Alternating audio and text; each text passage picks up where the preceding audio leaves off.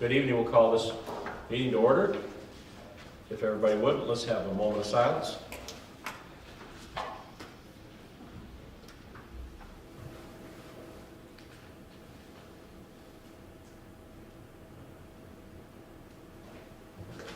Thank you. If you please rise and salute the flag. Pledge allegiance to the flag of the United States of America and to the republic for which it stands, one nation, under God, indivisible, with liberty and justice for all.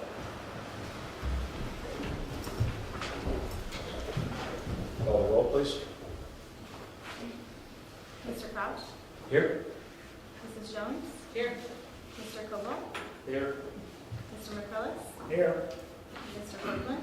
Here. All right, at this time, everybody's received an electronic copy of previous meeting minutes. Would somebody like to make a motion to approve these as presented? I'll make a motion to approve them as presented. All right. I'll second it. Thank you. Call the roll, please. Mr. McCrillis? Yes. Mrs. Jones? Yes. Mr. Kirkland? Yes. Mr. Koval? Yes. Mr. Crouch? Yes. Now we'll move on to operational reports, and we'll start with the manager's report this evening. Yes, good evening, Council. Just a few items this week on the manager's report. The first being just a Santa parade follow-up from last week. Just want to thank everyone for their participation. It was a very successful parade. Deputy Mayor Jones was there, Rebecca, and many people in the public participated and helped out with the parade. It was very successful. I don't know, close to 20 participants in the parade. Everything went well, so I wanted to thank Warner's Bakery as well, as they donated 90 cookies, I think we had from them. They've provided cookies just about every year that we've done it. And obviously everybody else that donated, OC&T helped out with chocolate. So just a thank you to everybody that participated in that. Next, I just want to let everybody know, public and council, our next meeting is on December 21st. We had talked about changing the date to Tuesday of the next meeting, but we had a change with the second reading of the budget, and so many days have to be in between. We needed to move it to the 21st, which is a Thursday. It's a Thursday, December 21st at 7 p.m. So please note the time change as well. That'll be our final meeting of the year. That'll be our final meeting of the year and second reading of the budget as well. Okay. 7? Yep, 7 p.m.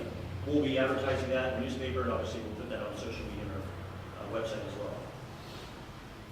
Also, just quickly and briefly, I'll be at that time on the 21st presenting a year in review slideshow. I usually do that every year. Basically, that is everything we've done from our projects to challenges that we had, just different things, highlighting different things of the year in 2023. I'll be presenting that as well at the next meeting. And of course, as I said earlier, the second reading of the budget will be at that meeting as well. Next, you'll see on our agenda, we have a resolution for the statewide local share assessment grant. We applied for that grant last week. One of the requirements was a resolution that the city has to have authorizing Rebecca and myself being able to sign documents and things like that and communicate with the state. So you'll see that tonight. I do want to say that grant was applied for. That was for a new dump truck for our public works. As the council recalls, that's a $269,000 dump truck for the upfitting and the price of the truck. So that resolution will be later in the council meeting. We'll be sending that in tomorrow if council obviously elects to pass the resolution. We should go by early spring if we're successful in that grant as well. Lastly, I just want to remind everyone about the community calendar, the Tap into Titusville, PA.com. I know I talk about it every meeting. As I said, there's many things going on, and I was going to highlight just a few things that are going on. We have the Holiday of Burgess light display that's been going on that started, as most people are aware. The YMCA is having a basket raffle as well. The high school is having a couple concerts. They have a band concert on December 5th, which is tomorrow, from 6 to 9. The middle school is having a musical on the 9th, December 9th. They're having a free holiday performance at the First Presbyterian Church on December 9th. Again, these are all on the tapintotitusville.com website. It's a free performance. They're also having a nutcracker performance at the high school. That's on December 16th. And the high school choral concert will be on December 19th as well. Again, just refer everyone to the Tap into Titusville, PA.com website. Check out all the events that are happening in our area. And with that concludes my report for the week. Okay, thank you. Anybody have any clarifying questions before we move to accept the manager's report? All right, would someone like to make a motion to accept the manager's report as presented? I'll make a motion that we accept the manager's report as presented. Do I hear a second? I'll second it. Call the roll, please. Mr. Koval? Yes. Mr. Marvellis? Yes. Mrs. Jones? Yes. Mr. Corcoran? Yes. Mr. Crouch? Yes. We also have received the minutes from Benson Memorial Library from November. Would somebody like to make a motion to accept these as presented to us electronically? I'll make a motion we accept as presented. Okay. We'll hear a second. I'll second it. Call the roll, please. Mr. Corcoran? Yes. Mrs. Jones? Yes. Mr. Marvellis? Yes. Mr. Koval? Yes. Mr. Crouch? Yes. Council committee updates? I know we weren't live last time, so I'll just say again that if you haven't had a chance to go out there yet, take a drive out, check out the new access road from Route 27 to the terminal building. They did a really nice, Bob Baker's did a really nice job on it. And that was one of our many projects that have been done out at the airport. And again, this one was done at no cost to the city taxpayers. At this time, we're going to open it up for public participation. This is, at the time we open this up, that it has to pertain to agenda items only. We have a 5-minute time limit per individual speaker.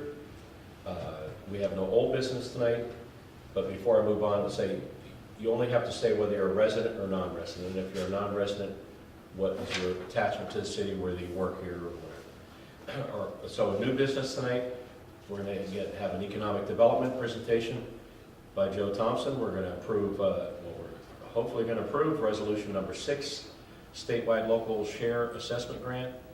Resolution number 7, our tax, what's the Participation. No. And resolution number 8 will be our new refuse rates. Just a teaser, they'll be lower than last year, hopefully, if we pass it. Introduction to Council Bill number 10, water connections outside the city limits. Would anybody like to speak on their thoughts on agenda items before we move on to the agenda? Okay, we have more people here tonight than usual. I think you must have promised them all a free lunch, Joe. We'll start with our economic development presentation.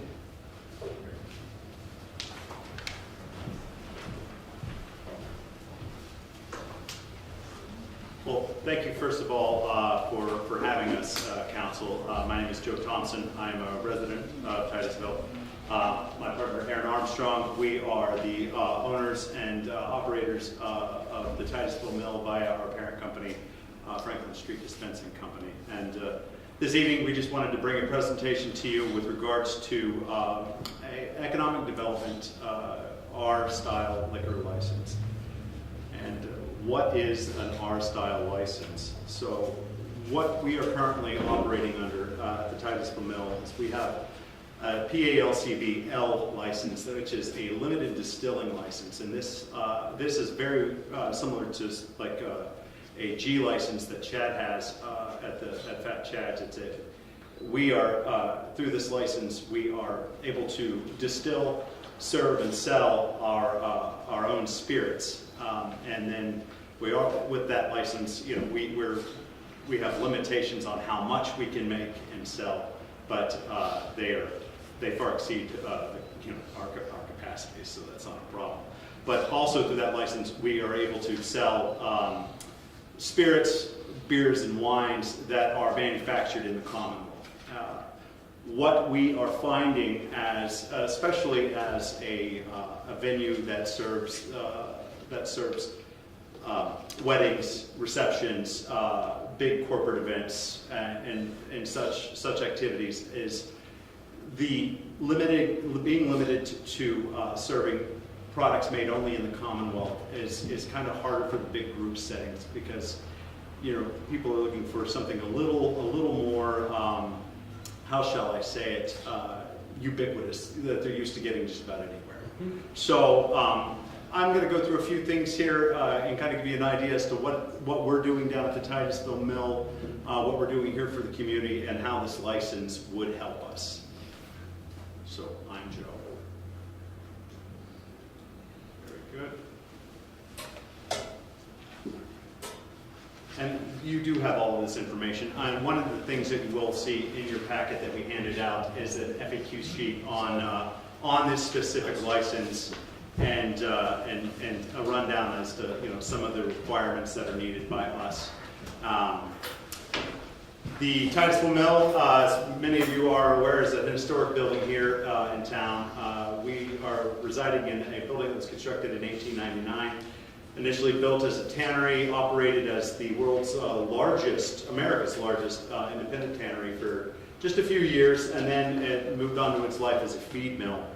And I believe it was in the 1950s they changed their name from the Grange members, feed mill to Agway, and then it operated as Agway until its closing in 1988. As many of you may remember, the Rogalskis did the renovations on the building in the mid-90s to open Molly's Mill and Casey's Caboose Motel, and they operated as such until 2002, and then it went on to stay open until around 2009 in a couple of different incarnations as a restaurant. The building was owned at that point by Terry Rio, who has since sold WL Plastics, and then very shortly after that he sold it to us. We have been operating inside the building since January of 2022, so we're almost up on 2 years operating inside. Now, some of you may remember the well at East Point, the little coffee shop that was where the old Scat gas station was. That was owned and operated by my friend Sarah Newer and her family for just 17 months down there, but it was iconic. And then she moved on. She wanted to open down in the Merc, and I guess there was a difference of opinion on how she should be operating, and she decided it wasn't a good fit for her. So I was operating a grocery store up in Pleasantville at the time. She came to me and asked if she could store her coffee shop equipment there. I said, why don't you open the coffee shop here? She said, can I just sell it to you? I don't want to be a business owner. But she went on to work with me and for Aaron and I for about a year and a half. As such. In 2022, January 2022, we were given the opportunity to move the operation down to the mill. Betty Reynolds was operating the mill as an event venue, and the building was mostly empty unless she had something going on. So she said, you can just operate inside our little pub here. So the space that we call the pub was our little operation there for the first 6 months, and we fell in love with the space and saw the opportunity that building was worth, and we went on to take over ownership of the full building and then expand the operations from just a little coffee house that served light bites and soups to full-fledged dining operations serving breakfast, lunch, dinner, catered events, and last January, we got that limited distilling license that I was telling you about. I need to catch up to my slides here. Okay. You can see some of the before and after photos that we've done, work we've done on the building since we took it over. We've expanded we've touched up some of the paint, added signage, and the parking lot, I think everyone will agree, is a vast improvement over the mud that preceded us. Now, as a business, and as citizens of this community, Aaron and I very much are in support of our community, and we're thankful for the community we live in. And we believe in giving back to the community. Each year, we offer a free Thanksgiving meal for the community. Any who wish to join us are welcome, despite walk of life, what your economic resources may be, rich, poor, it doesn't matter where the doors are open. This year, we had a banner year for it. We served 230 people via delivery. So we delivered 230 meals to people who couldn't get out of the house or didn't want to get out of the house. It doesn't matter. And then we made up the rest. We ended up serving, all said and done, 400 people Thanksgiving dinner this year, and it was all free to them. And we were able to do this through generous donations from the community, and we worked together with a couple of different churches here in the community to get that work done. So that was. And then we have our Festival of Trees going on right now, and that is a platform for businesses to donate toys and funds to our associated charities here. Right now we have the 5M building. You may remember the 5M building there on Perry Street. The Titusville Dairy is operating part of that lot as a space for their trucks. And Mr. Maddox and Aaron are under contract to sell the building to us, and we're looking to do some nice beautification there, dress that building up, open up some sight lines to the mill, and then expand parking as needed. Just giving you a little bit about what we're doing right now as a business. So why pursue an R license? So this license would broaden our demographic appeal to, like I said, weddings, events, corporate retreats, and tourism. One of the big limitations with operating under the L license and being constricted to only buying products made in Pennsylvania. That means that almost unanimously across the state, that which you were buying is by its very nature small batch, which makes it pricey. So you're buying somebody's whiskey who's only doing a limited amount of gallons per year. They're charging a premium for that. So I can't really get a product that is of any quality at a price that is going to be that's going to be able to compete with, say, a big boy like a Jim Beam or an Evan Williams or something along those lines. Pretty much unanimously, the cheapest bottle of bourbon or rye whiskey you can buy from a producer here in state that you want to serve a guest is $30. More of them are up in that $40-$45 range. So we'll be able to expand to shop for products at a more competitive rate. Obviously, we'll be able to broaden our variety of beverage choices. We're very proud of our food at the Titusville Mill. We've got a very cutting-edge culinary team working with us, and we're doing some really great stuff there. And one of the things that people look for in a dining experience is the ability to pair a nice glass of wine or a bottle of wine with their meal. And I'm not here to bash anybody, but Pennsylvania doesn't make, the Commonwealth writ large, doesn't make for optimal growing conditions for big, bold, delicious wines. I'm not saying there aren't producers in the state that do a fine job, but because of our climate, most of our wines lend themselves to a sweeter taste. It's a better growing season for, say, your Concord grapes or your Niagara grapes, which are inherently sweeter and produce a sweeter wine. And that's all good and well, but when you're having a really nice steak, boy, isn't a nice glass of Cabernet Sauvignon from Napa Valley a tasty treat. One of the things you find, and I'm sure Chad can speak to this very well, is people can be pretty particular, and it's not a small percentage of people. People like what they like, and so every day it seems I have somebody who comes in and they only drink Miller Lite, they only drink Michelob Ultra, they only drink Crown Royal, and they have very specific taste. So being able to expand our licensing to this would definitely be able to appeal to those guests that have very limited, likes. And it would also finally enable us to more quickly react to market trends and commodity pricing.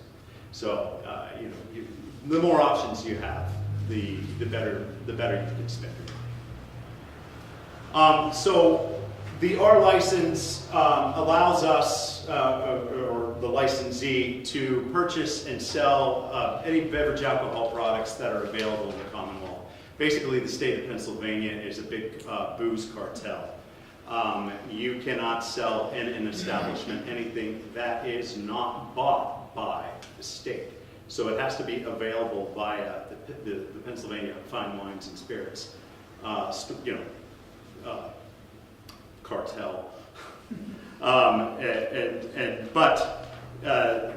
As such, the L license allows us, like I said, to distill and sell our own spirits, and it limits us to selling beverage alcohol that is solely manufactured here in the Commonwealth. This license, this specific license, our license offered through the Economic Development Program, through PALCD, limits the licensee from selling more than 50% of their gross revenue in spirits and wine and beer sales.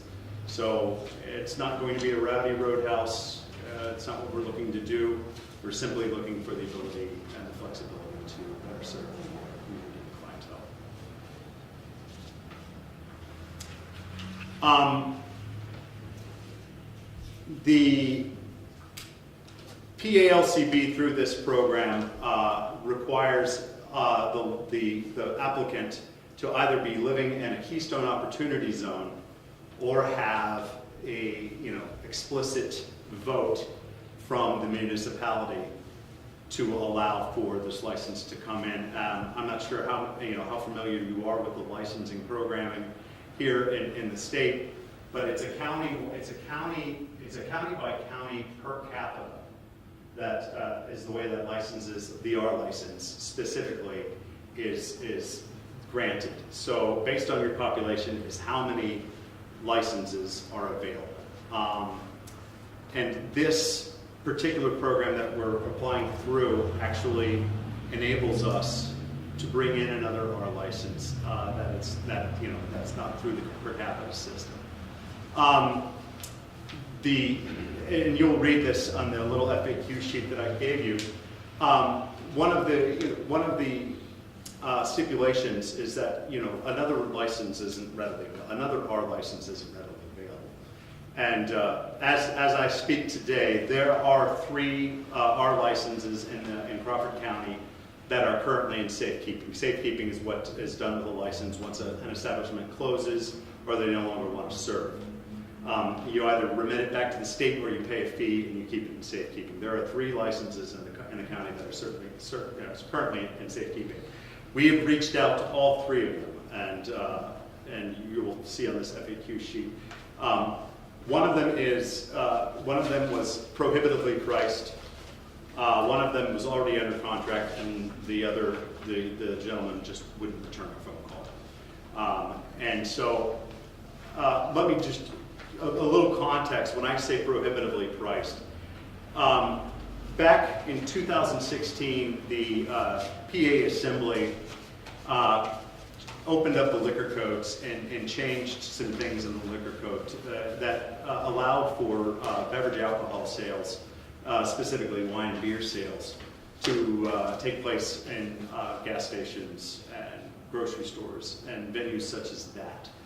Those are our licenses. Now, they are not permitted to serve spirits, but they are. But through that codification, what happened is, and because of the per capita system that we have in place here in the state, what was normally a $25,000 to $30,000 liquor license back in 2015, well, Sheetz, Giant Eagle, Wawa, they got involved and the prices have skyrocketed. So that $25,000, $30,000 license is now a $70,000 license, a $75,000, $80,000 license, depending on what part of the county. And that's just, I'm talking in Crawford County or Venango County. Wow. It's much higher if you get to like, down around Allegheny, Erie, in some of the more populous areas. There are hundreds of thousands of dollars there, 125, 130.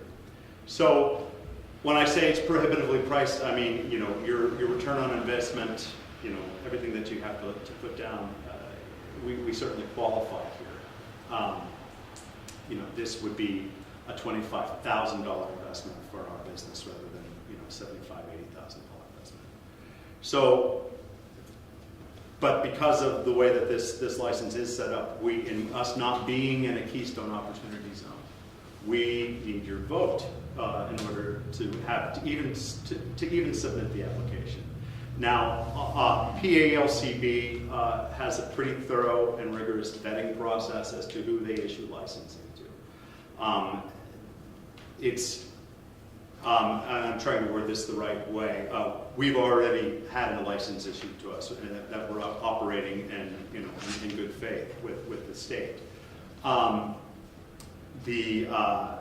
This license, if we get this, we get your vote through this licensing process, there will be another vetting process, and because of the nature of this license, we will receive one of those orange placards, which, and I know you've seen them around, Yes. but what those are, it's an opportunity for the public to comment and give their 2 cents to the state on what kind of people they think we might be. And that's and that's part of that vetting process, and that's the public portion of the vetting process is taken care of by LCP through the application process for the R license. So, having said that, our summary, we're going to maintain our L license with VR because I think it's unique to have a distillery in town. It certainly offers us an ability to make some different spirits here in the community that you can't really get anywhere else. But the R license will definitely help expand our demographic appeal to people who are coming in out of town for the large events, etc. And then again, through this license, we would not be able to exceed more than 50% gross annual revenue in beverage alcohol sales. Okay. Does anybody have any questions for me? I'm sorry, I got a little long-winded there. I thought you explained it pretty thoroughly. I don't really have any questions. Does anybody else? When's the application, when do you have to apply? Is there a deadline or when is it open so you can apply? It is open. It is open. We were, but because of the nature of this, generally because of the per capita system, license transfers happen, through, person to person. The state isn't involved except for vetting, and then, but there's no money exchanged between the Commonwealth and the citizenry. So because it's going to be a direct payment to the Commonwealth, the application process is going to be scrutinized and lengthy. So we're trying to get the ball rolling as soon as possible. So this is not an exchange. This is not an exchange. It would be a new license. Anybody have any questions? So if I understand this correctly, Neil, then we need to make a motion and vote on Yeah, that's correct. Just whether to, basically, we're saying that we are in support. in support. Okay, Okay. so apply, yeah. So would someone like to make a motion in support of this economic development plan for the Titusville Mill that includes applying for a PALB R license? I mean, yes, R license. I'll make the motion to approve. Do I hear a second? I'll second that. Okay. Any further clarifying questions or anything before we call the roll? All right, call the roll, please. Mr. McMillis? Yes. Mrs. Jones? Yes. Mr. Kirkland? Yes. Mr. Koval? Yes. Mr. Crouch? Yes. And thank you for Thank the you. presentation. Thank you for what you do for the community. Thank you very much.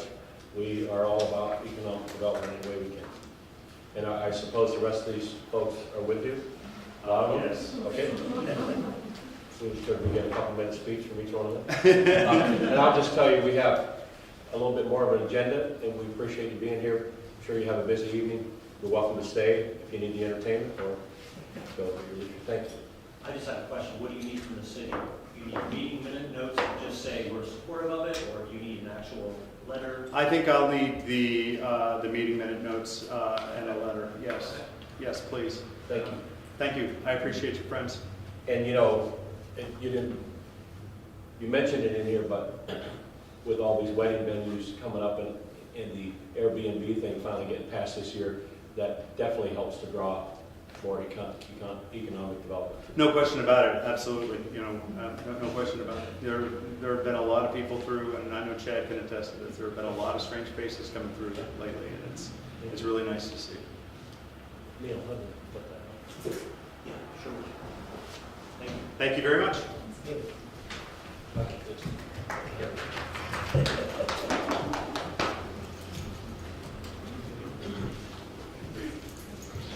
Oh, is it there too? Yeah. Thank you. Thank you. Thank you. Thank you. We expect you guys here every meeting, please. You bet. Absolutely.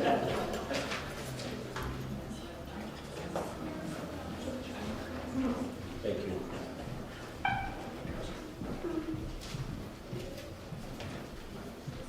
All right, Neil, next we have the resolution number 6 for our statewide local share grant. That's the one you were talking about? Yes, Council, as I was talking earlier in our manager's report, this is resolution number 6 of 2023. City of Titusville, Pennsylvania, Crawford County hereby requests a statewide local share assessment grant of $269,028.12 from the Commonwealth Financing Authority to be used for the purchase of a 2025 model year dump truck. As I said earlier, it's just basically designating myself and Rebecca to execute all documents and agreements between the city and the Commonwealth Financing Authority, hopefully for the award of the grant. It's just something that is part of the process. Again, we applied last week. This is something that will be sent tomorrow to them as an attachment.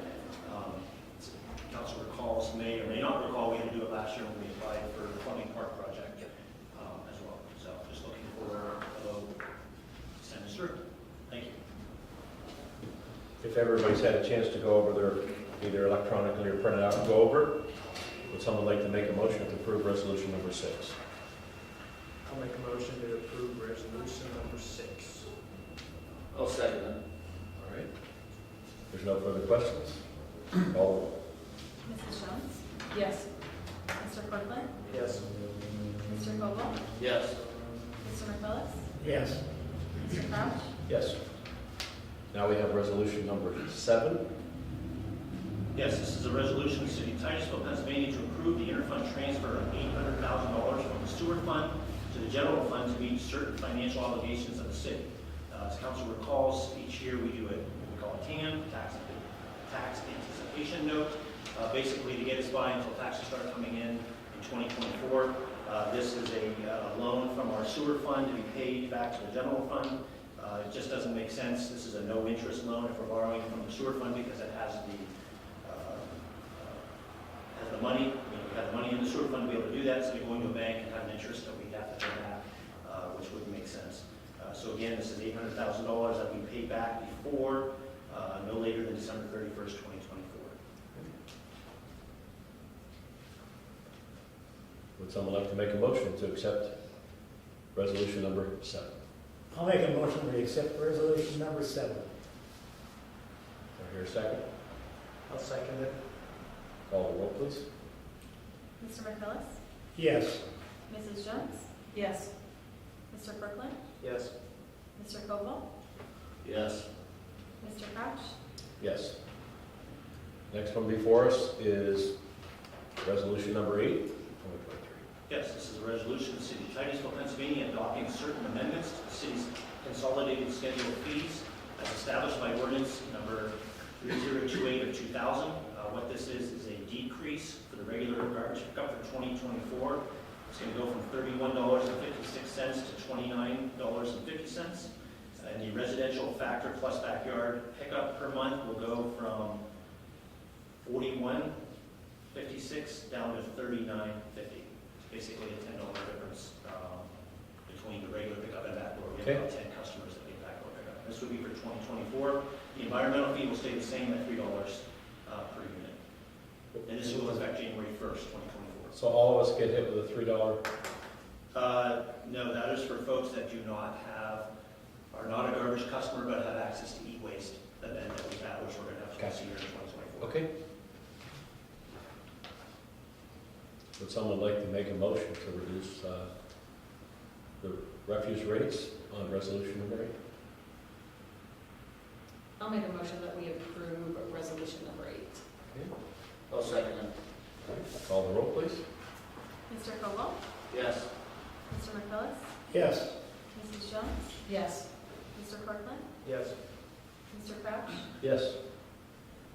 Thank you, everybody. And now introduction of Council Bill number 10, water connections outside city limits. This is an ordinance of the City of Titusville, County of Crawford, Commonwealth of Pennsylvania, amending Section 923.13 of the codified ordinances of the City of Titusville, Pennsylvania, to permit water connections outside the city limits as expressly authorized by the PUC, Pennsylvania Public Utilities Commission, providing for a repealer, severability, and an effective date. Essentially, what we had is we had an outside resident have a well go dry. This resident went and had a contractor come in, give him a price on re-drilling the well. It was about $15,000. It just so happens that a city line, a water line already ran in front of the residence. It ran down through to another establishment. So they had reached the customer, non-resident had reached out to the city and said, hey, can we just hook up to the city water? We're already getting sewer.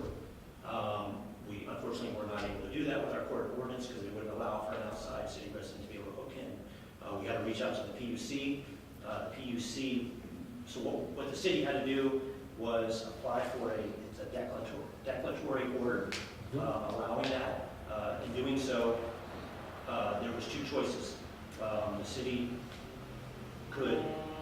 The resident could either hook into the city or they had to pay $15,000 for a well. The resident, getting the approval from the PUC, elected to hook in to the city main line. Obviously, we had to change our ordinance.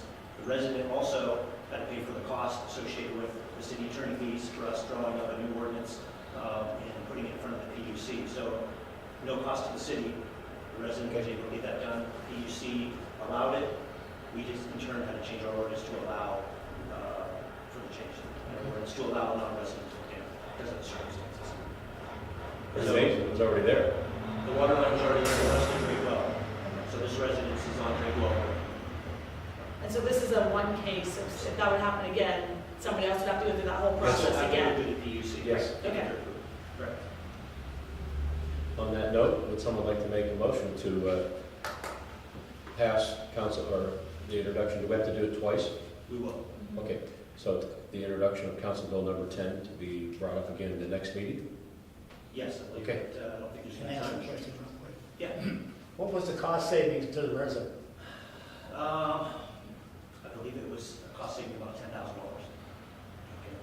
Maybe a little bit more. There was some hookup fees and whatnot, but I know attorney fees and what have you, they're actually going to get some money back. So probably a savings of close to $10,000. Good question. Okay. Would someone like to make a motion? I'll make a motion that we approve the first reading of Council Bill number 10. Do I hear a second? I'll second that. All right, call the roll, please. Mr. Cortland, Yes. Mrs. Jones, Yes. Mr. McCrillis, Yes. Mr. Koval, Yes. Mr. Crouch, Yes. At this time, we're going to open the meeting up to public input. Same thing applies as before. Let us know whether you're a resident or non-resident, and if you're not a non-resident, your connection to the city. And with that, we'll open it up, 5-minute time.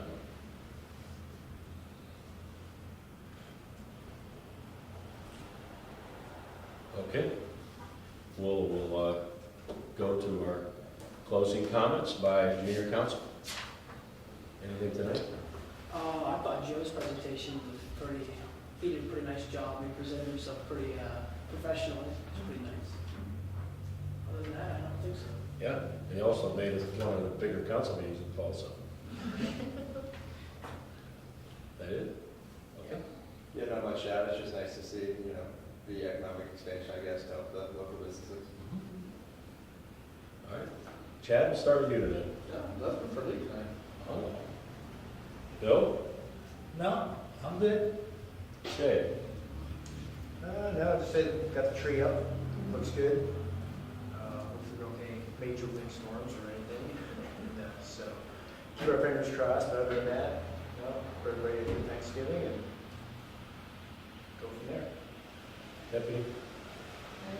I'm going to reiterate how nice it looks with all the decorations on the tree and the other, thanks to Armstrong and those that put up the other decorations. I hope people take advantage of Lights of Burgess. Sometimes we don't, because we're used to that in our own community, we don't recognize that other communities charge for those kinds of things. And they charge a lot to see Christmas displays. And so, I hope people take advantage of what we have to offer in the city as we roll into the holidays. Remind people again, when they can, shop local and support our local businesses through our own purchases, gift certificates, gifts for others. We talk about economic opportunity. We want to make sure that we keep the businesses we have by Yes. supporting them whenever we can. Thank you. On that note, first I would like to thank Sarah for filling in with me. I was with family in Wisconsin for Thanksgiving, filling in me to do the proclamation for Santa Claus there. And along with what Sarah said, I'd just like to, since we didn't have or weren't live last week, I'd like to say again that tell me the name of the place that Rebecca found for us to get the Christmas tree. Oh boy, do you remember? Where was it? Down in Seneca. Okay. It was in So- Seneca. That's okay. I mean, we found a local Tree place. Yeah. People were asking, people were joking even on the internet that, there's a tree missing in my front yard or whatever, but we got that tree for a cost of $40 to the city. The lights were donated by Take Pride in Titusville. Volunteers put them up. And then our public works department thought it was missing something. And so they made that star that you see on top of there with all the lights on it. And when I was downtown the other day, the fire truck was out with this ladder over there and put it up. So everybody's been working together. And different people have asked online, why is there so much attention on that tree? It's because it's something we've been trying to anticipate. We were talking about it on the stream this morning. We actually talked about it and had it in our first rendition of what we wanted to do in that park in April 2020. And so this is the inaugural year. It's great to have it up. It does look nice. It kind of adds a bright spot to downtown. And And it bookends downtown. So Shady Park has the smaller trees and Yes. the other lights, and then this has the tree. that's a good point. Mhm. Yeah. And also, nice to have Bill back with us tonight. I know you had some fun the last week or so. But you should make Andrew happy tonight. I know you didn't ask again tonight, but our next meeting is at 7 o'clock. So our last meeting of the year, not just for you, but I'm sure you have. Well, it makes me feel special nonetheless. But it's on Christmas, so not really. It's on the 21st. And, I hope everybody had a wonderful Thanksgiving. Again, I would like to reiterate that sometimes people forget different things. Living in a small town, but that was a very professional presentation tonight. And it's nice to have different things. It's nice to have Fat Chad's down in the corner. It's nice to have all the different establishments. I know we got a new one opening up. And we were just remarking this morning as we left the stream that we're very grateful that I don't know if we have very many, if any, empty storefronts downtown. And you don't really see that a lot in this day in a small town. So we're very grateful for that. And with that, I hope everybody has a couple good weeks. And we're going to be meeting again on Thursday, December 21st at 7 o'clock. And I like the colors of City Hall. Yeah. I like that color. Yes, I'm glad it wasn't yellow, but it really looks, it really stands out with the new blacktop and everything. It really does. It really looks nice. With that, would someone like to make a motion to not adjourn or to adjourn? I'll make a motion to adjourn. I'll second. Okay, call the roll, please. Mrs. Jones? Yes. Mr. Cortland? Yes. Mr. Koval? Yes. Mr. McCrillis?